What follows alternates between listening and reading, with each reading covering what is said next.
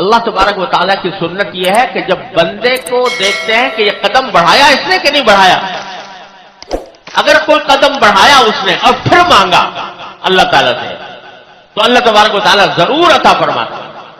لیکن قدم تو بڑھائے نہیں آدمی، جتنا انسان کے استطاعت میں ہے وہ کام تو کرے نہیں اور مانگے جائے اللہ تعالیٰ سے، یا اللہ تو غیب سے دے دے غیب سے دے دے.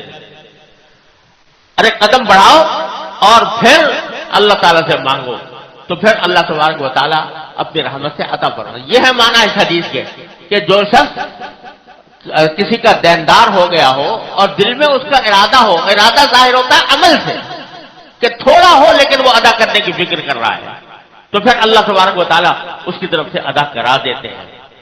لیکن کسی کے دل میں ہو ہی نہ ارادہ تو وہ اس کو تو حدیث میں چور کہا گیا ہے کہ جو آدمی قرض لے اور ادا کرنے کا ارادہ نہ ہو وہ در حقیقت آخرت میں چور بنا کر اٹھایا جائے گا، چور بنا کر اٹھایا جائے گا. تو اس نے ارادہ ہی نہیں کیا ادائیگی کا. جب ارادہ کرتا ہے تو کچھ تھوڑا عمل تو کرے اس ارادے کی طرف. حدیث میں رسول کریم صلی اللہ علیہ وسلم نے واقعہ بیان فرمایا، اور یہ واقعات جو رسول کریم صلی اللہ علیہ وسلم بیان فرماتے ہیں یا قرآن کریم میں آتے ہیں یہ محض قصہ کہانی نہیں ہوتے، یہ در حقیقت عبرت اور سبق لینے کے لیے ہوتے. صحیح بخاری میں رسول کریم صلی اللہ علیہ وسلم نے یہ واقعہ بیان فرمایا کہ پچھلی امت میں ایک شخص تھا، اس کو کچھ ضرورت تھی پیسوں کی، تو وہ کسی کے پاس گیا اور اس سے کہا مجھے 1000 دینار قرض دے دو. 1000 دینار یعنی اشرفیہ سونے کے سکے ہوتے تھے،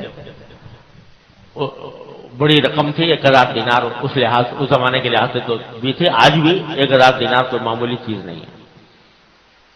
مقصد اس کا یہ تھا کہ 1000 دینار لے کر میں کہیں تجارت کروں اور تجارت سے اپنا روزگار چلاؤں، پھر بعد میں اس کو واپس کر دوں.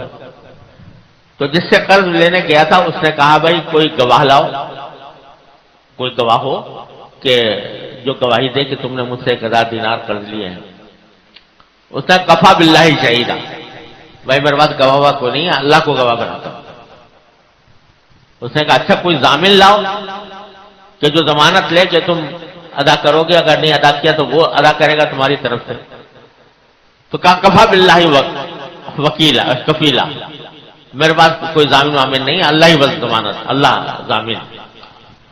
اس نے کہا اچھا ٹھیک ہے، میں جب تم نے اللہ کو گواہ بنایا، اللہ کو کفیل بنایا، تو میں بھی کسی اور کفیل کا مطالبہ نہیں کرتا. لو 1000 دینا دے دیے، اور وقت طے ہو گیا کہ فلاں وقت میں فلاں تاریخ کو تم یہ واپس کرو گے اتنے. یہ لے کر چلا گیا. لیکن آدمی تھا کہ اللہ کے اوپر بھروسہ کیے ہوئے اللہ کو گواہ بنایا، اللہ کو کفیل بنایا. چلا گیا اور سمندر سے کشتی میں بیٹھ کے کسی دوسری جگہ چلا گیا اور وہاں جا کر شاید تجارت کی ہوگی، کچھ کمایا ہوگا. جب قرضے کی واپسی کا وقت آیا تو اس نے سوچا کہ میں نے وعدہ کیا اور میں نے اللہ کو گواہ بنایا تھا، اللہ کو ضامن بنایا تھا، تو لاؤ اب میں واپس کروں.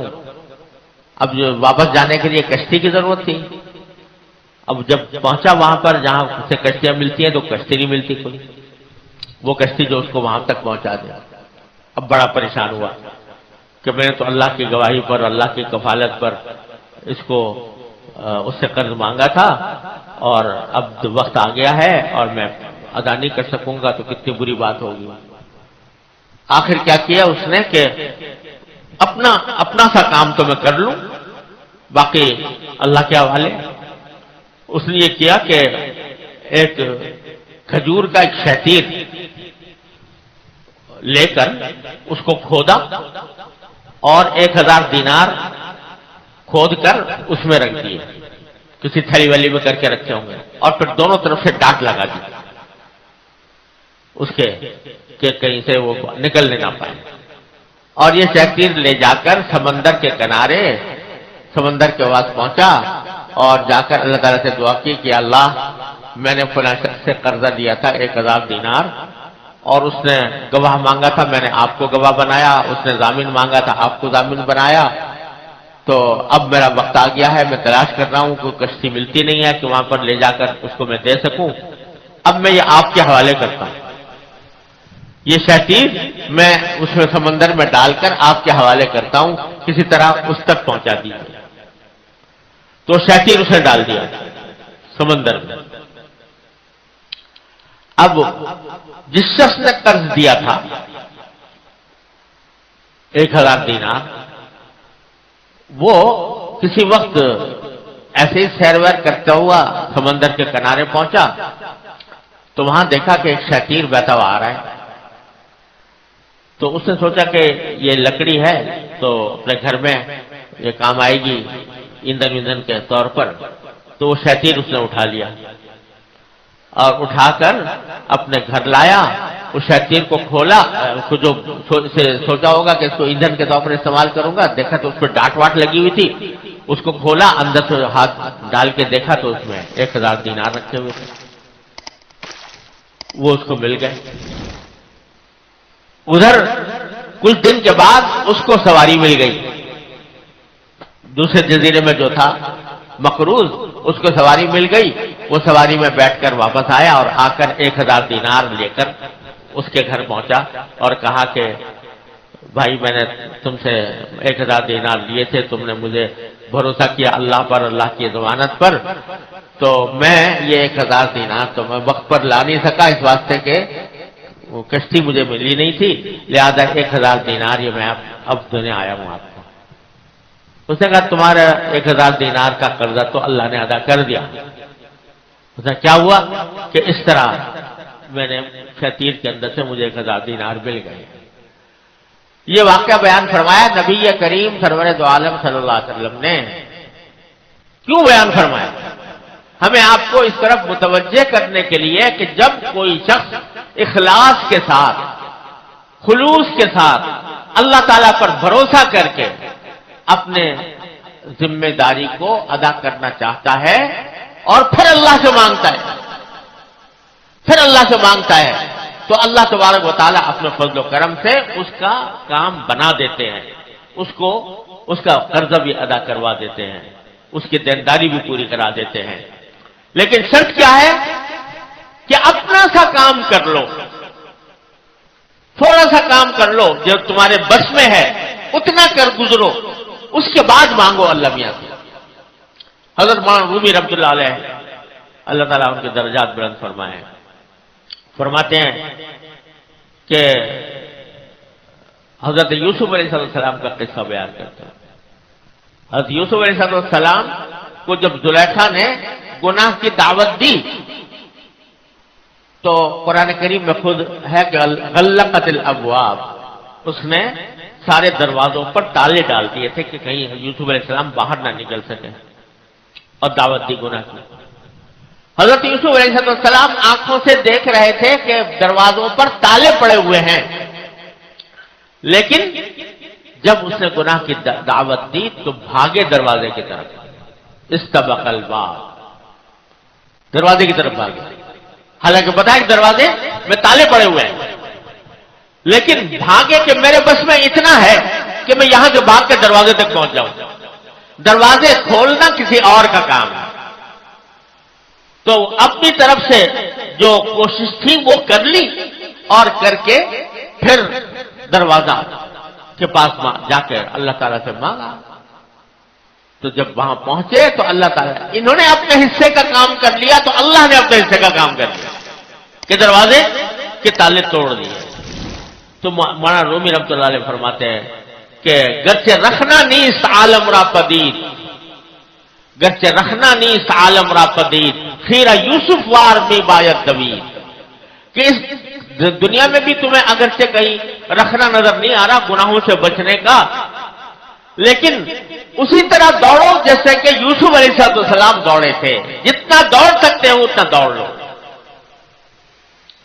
تو اللہ تبارک و تعالیٰ کی سنت یہ ہے، بندہ جب قدم بڑھاتا ہے، بڑھا کر مانگتا ہے، اپنے حصے کا کام کر کے مانگتا ہے، تو وہ مولا نا امید نہیں کرتا، وہ مایوس نہیں کرتا۔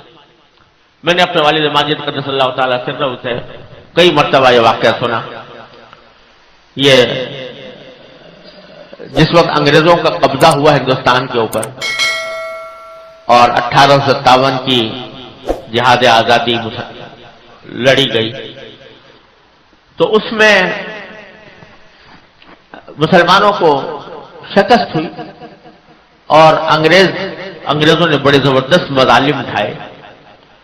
تو اس میں ایک بزرگ تھے، وہ ان کے بارے میں یہ اندیشہ تھا کہ وہ اگر باہر نکلیں گے تو ان کے پھانسی کے تختے ہر جگہ لگے ہوئے تھے، تو ان کو پھانسی دے دی جائے گی. تو وہ بیچارے ایک گھر کے اندر روپوش تھے، گھر میں روپوش تھے، کیونکہ باہر نکلے تو پھانسی. تو وہاں روپوش تھے اور کوئی دیکھ بھال کرنے والا بھی نہیں، کھانے پینے کا بھی کوئی انتظام نہیں. تو اسی میں فاقے ہو گئے، یہاں تک کہ پیاس کی شدت میں برا حال اور پانی کا ایک قطرہ بھی موجود نہیں.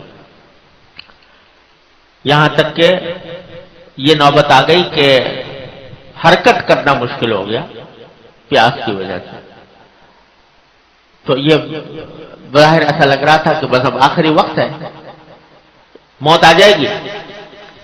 لیکن انہوں نے یہ کام کیا کہ ویسے تو اٹھ کر چلنے کی تاب نہیں تھی، طاقت نہیں تھی کمزوری کی وجہ سے. انہوں نے اتنا کام کیا کہ پیالہ ایک قریب تھا وہ ہاتھ میں لیا اور پیالے کو ذرا سا کھسکا کر تھوڑا تھوڑا آگے بڑھا کر صحن تک لے آئے. اور جب صحن تک لے آئے تو اللہ تعالی سے دعا کی، یا اللہ میرے بس میں اتنا تھا کہ میں یہ پیالہ اٹھا کر کھسکا کر کس کو صحن تک لے آؤں، باقی اس پیالے کو پانی سے بھرنا یہ آپ کا کام. یہ دعا کرتے ہیں. اللہ تعالیٰ کا کرنا ایسا ہوا، تھوڑی دیر کے بعد بادل آئے، بارش برسی، پیالہ بھر گیا اور اللہ تعالیٰ نے پیاس سے نجات عطا فرمایا. تو یہ سنت اللہ جل جلالہ کی ہے کہ بندہ اگر اپنے حصے کا کام کر لے، جتنا اس کی استطاعت میں ہے، جتنا اس کی طاقت میں ہے. دین کی طرف چلنے کا معاملہ بھی یہی ہے کہ جب آدمی جتنا اس کے بس میں ہے اتنا کر گزرے اور پھر مانگے اللہ سے. الذین جاہدوا فینا لنہدینہم سبلنا، جو ہمارے راستے میں کوشش کرتے ہیں ہم ضرور ان کے اپنے راستوں کی ہدایت ضرور دیں گے. اللہ تعالیٰ فرماتا ہے اپنے راستوں کی ہدایت کیا دیں گے. حضرت نے ترجمہ فرمایا کہ جو لوگ ہمارے راستے میں جنہوں نے کوشش کی، ہم ضرور ان کو اٹھا کر اپنے راستوں پر لے جائیں گے، اٹھا کر لے جائیں گے. لَنَهْدِيَنَّهُمْ سُبُلَنَا.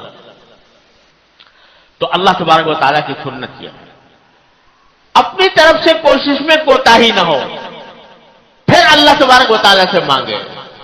تو یہ اللہ تبارک و تعالیٰ کی سنت ہے کہ ادب. تو جو آدمی قرض مقروض بنا، دل میں نیت پوری ہے کہ میں ادا کروں گا اور جتنا ادا کر سکتا ہے اس کا تھوڑا تھوڑا انتظام بھی کرنا شروع کر دیا، تو اللہ تبارک و تعالیٰ اس کو انشاءاللہ معروف نہیں. رسول کریم صلی اللہ علیہ وسلم فرمایا کہ اللہ تعالیٰ اس کی طرف سے اس کو اس کے ارادے میں اس کو کامیاب فرمائے.